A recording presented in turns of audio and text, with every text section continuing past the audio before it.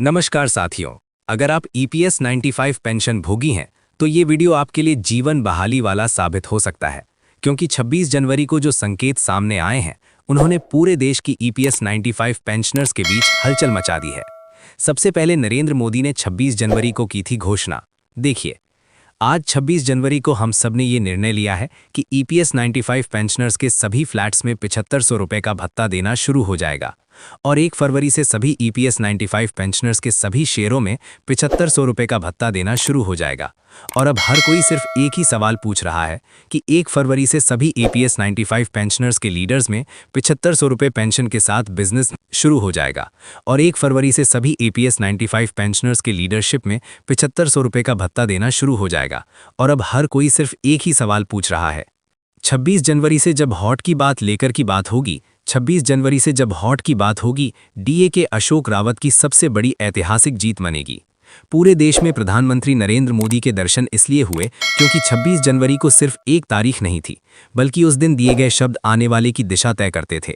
और इसी दिन प्रधानमंत्री नरेंद्र मोदी ने वरिष्ठ नागरिकों की सामाजिक सुरक्षा और सामाजिक जीवन को लेकर जो बातें कही थीं, वो ईपीएस 95 पेंशनर्स के युवाओं में एक नई उम्मीद जगदी थीं।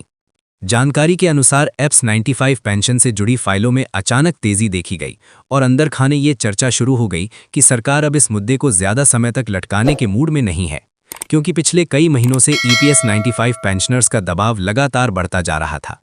दिल्ली से लेकर राज्यों तक आंदोलन, प्रदर्शन और ज्ञापन का सिलसिला थमने का नाम नहीं ले रहा था। और इसी आंदोलन का चेहरा बनकर उभरे अशोक रावत, जिन्होंने सरकार के सामने साफ शब्दों में कहा था कि 7500 रुपये न्यूनतम पेंशन के साथ महंगाई भत्ता कोई भीख नहीं बल्कि हमारा हक है।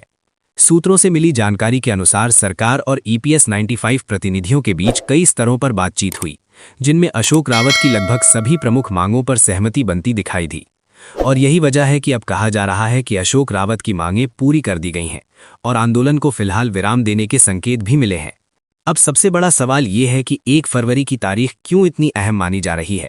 दरअसल 1 फरवरी बजट से जुड़ा दिन होता है और सरकार अक्सर बजट से पहले या उसके आसपास बड़े सामाजिक फैसलों का संकेत देती है, ताकि एक सकारात्मक संदेश देश भर में जाए।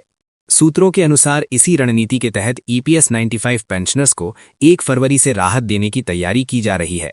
और यही वजह है कि 7500 रुपये पेंशन के साथ डीए की चर्चा अब सिर्फ चर्चा नहीं बल्कि एक मजबूत संभावना बन चुकी है।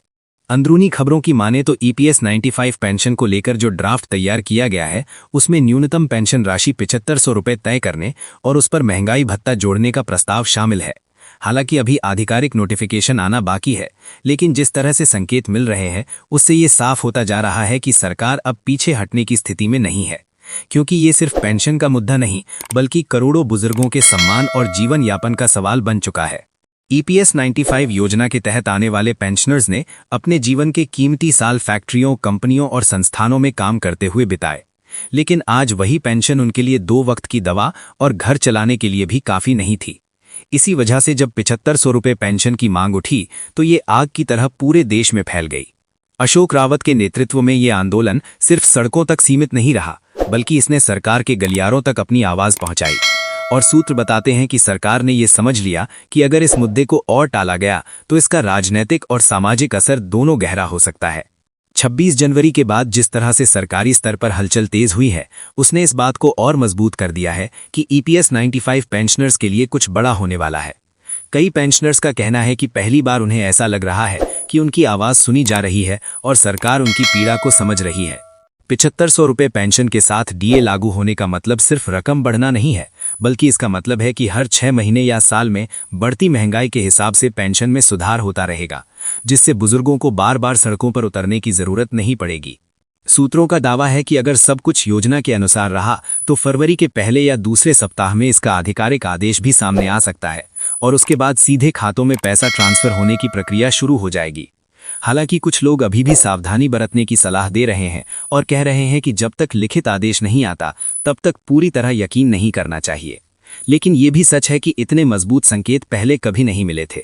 अशोक रावत को लेकर भी चर्चा तेज है कि उन्होंने सरकार के साथ बातचीत में बेहद रणनीतिक तरीके से अपनी बात रखी और यही वजह है कि सरकार उनकी मांगों को नजरअंदाज नहीं कर पाई।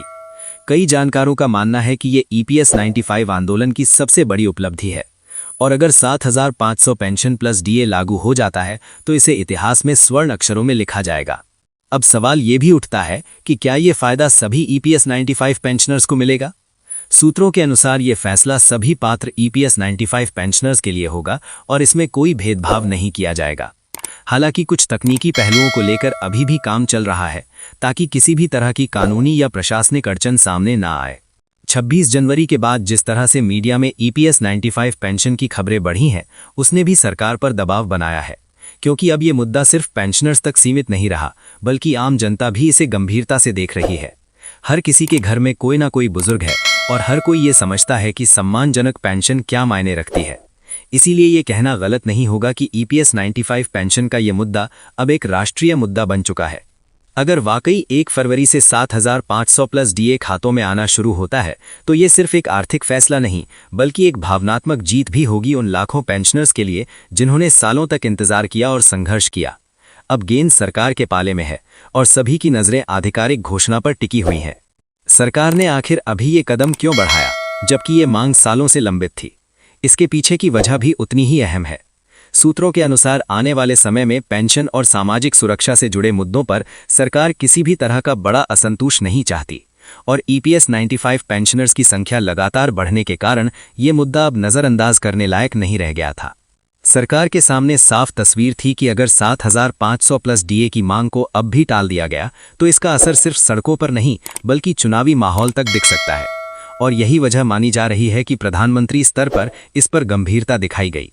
सूत्र बताते हैं कि 26 जनवरी के आसपास हुई उच्च स्तरीय बैठकों में ईपीएस 95 पेंशन को प्राथमिक एजेंडा में रखा गया और अधिकारियों को स्पष्ट निर्देश दिए गए कि समाधान निकालने में देरी नहीं होनी चाहिए।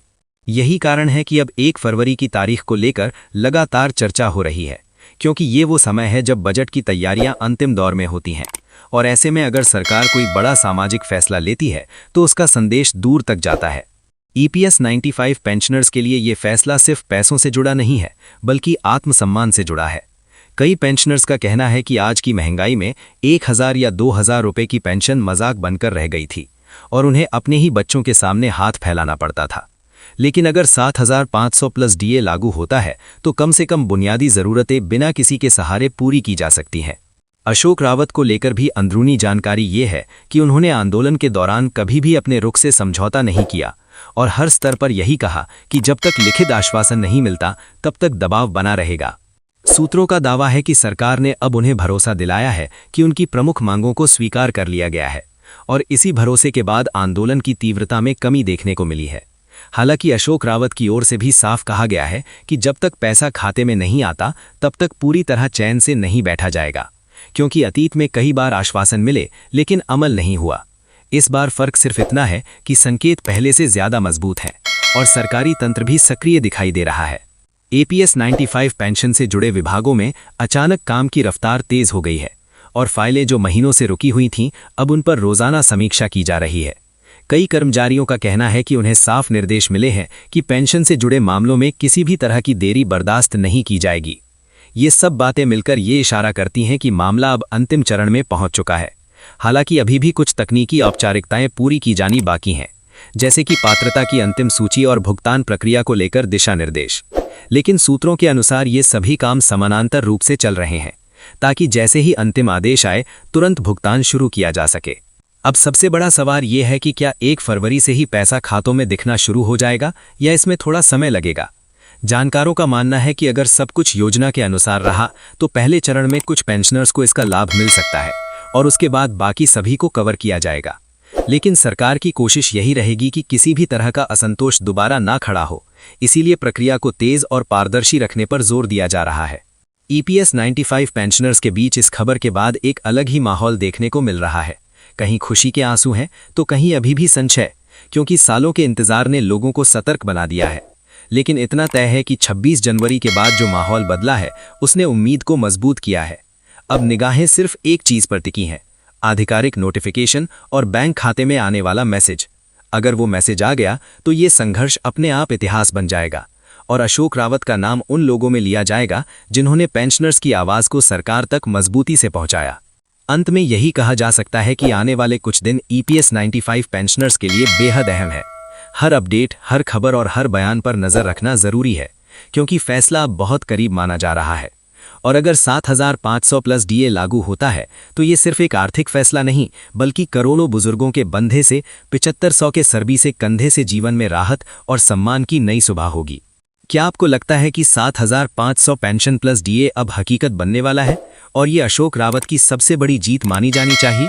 वीडियो को लाइक और शेयर करें ताकि ये जानकारी हर पेंशनर तक पहुंच सके, और चैनल को सब्सक्राइब करें। जैसे ही कोई आधिकारिक अपडेट आए, सबसे पहले आपको ये पूरी और सच्ची जानकारी मिलेगी, क्योंकि ये खबर नहीं, ये हक की लड़ाई है।